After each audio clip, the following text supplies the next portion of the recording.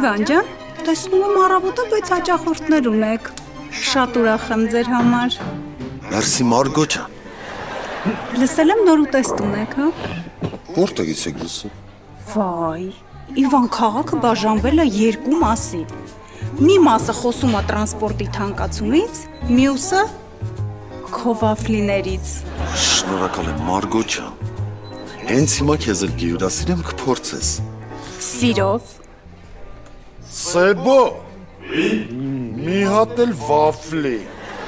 Putain! Mais pourquoi je dois préparer juste des coffres? Vafli, toujours vafli! C'est pas possible, la situation! Mais pour alors, Francie.